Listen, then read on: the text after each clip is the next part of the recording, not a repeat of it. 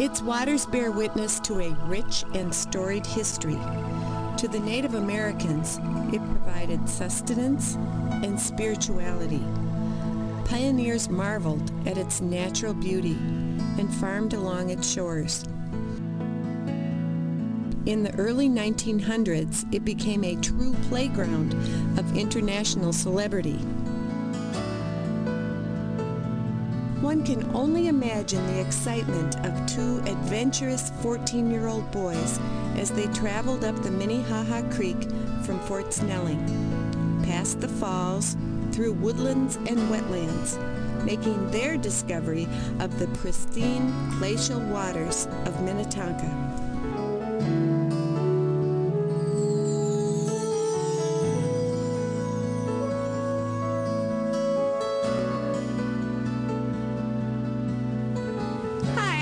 Lord.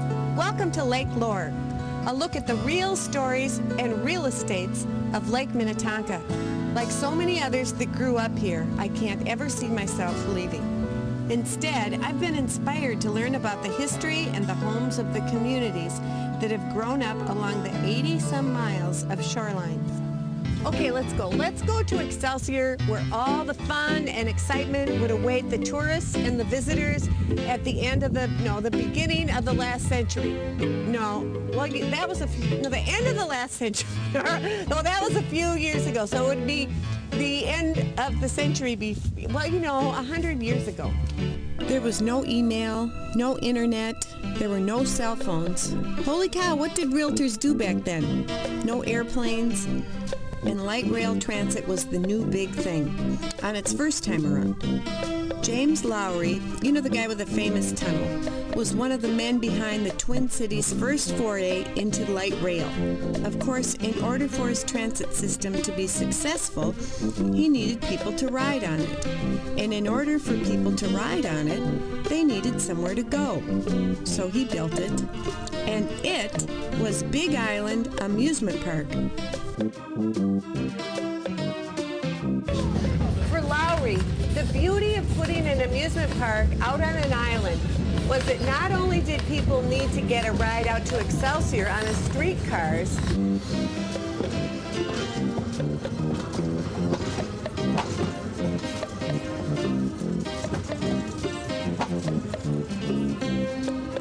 they also needed a ride out to the island on one of his streetcar boats. But the Minnetonka no longer goes out to Big Island, so I have to find my own ride out there.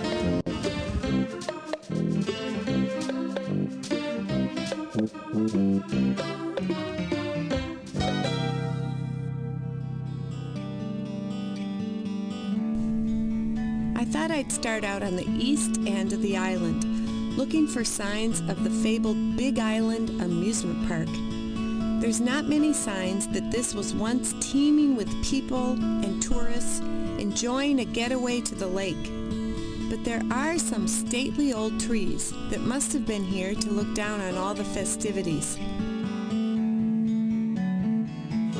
We have with us Jim Ogland. He has a cabin on Big Island, and he knows a lot of the history about Big Island. So Jim, could you tell us a little bit about the most amazing part of Big Island, which was the amusement park that was there? Well, that was a truly exciting and amazing time. 1906 is when it began, and Thomas Lowry, the major stockholder of the Twin City Rapid Transit Company, decided to have an amusement park on Big Island.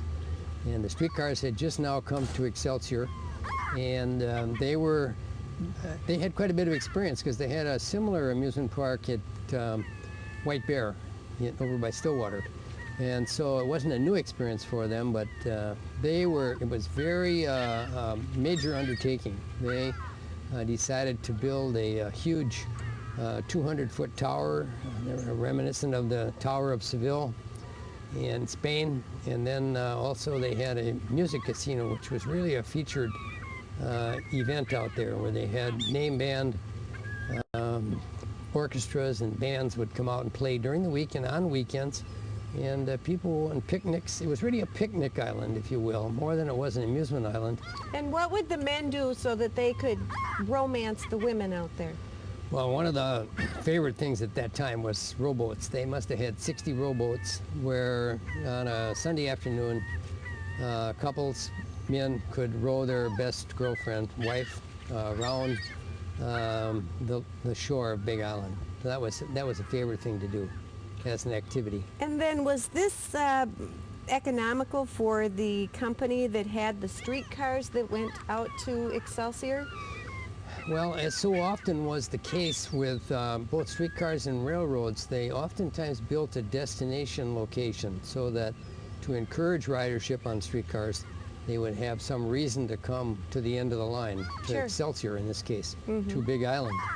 And so it was economically right, and they invested a lot of money, but they, as many as 15,000 people a day on weekends and holidays would come to Big Island. It was incredible. And What sorts of other attractions did they have on the island?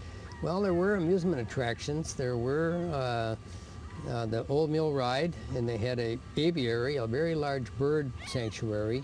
They had different picnic kitchens that organizations could come and create their picnic there for their group, church group or fraternal organizations. And they had the penny arcade, and they had Really? yeah, they had a lot of fun rides and fun activity. But primarily it was a picnic community, a picnic island. And for what year period? It began in 1906 was the preliminary opening. Really officially opened in 1907, but times were tough. Henry Ford had just come along with his Model T, and the ridership was off on some of the boats, and they until 1911 they abruptly closed the doors on the amusement park. So it was from 1906 to 1911.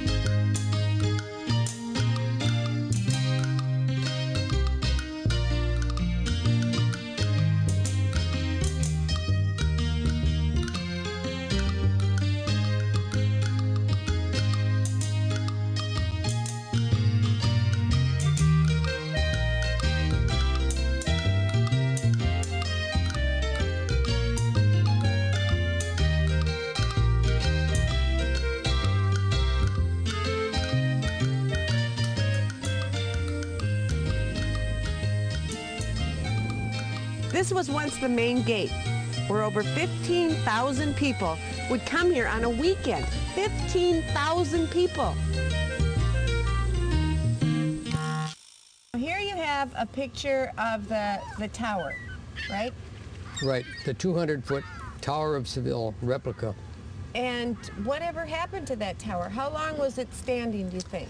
The tower it had a dual purpose. It was really beautifully lit at night, and that you could see it from all over the lower lake. But it also was the island's water supply. Inside of it was a water tank. And it lasted, of course, the island was closed in 1911. But when First World War came along, they needed scrap iron wherever they could get it. So a lot of things were buildings and structures on Big Island were torn down. And horses hooked onto this tower and pulled it down with huge ropes.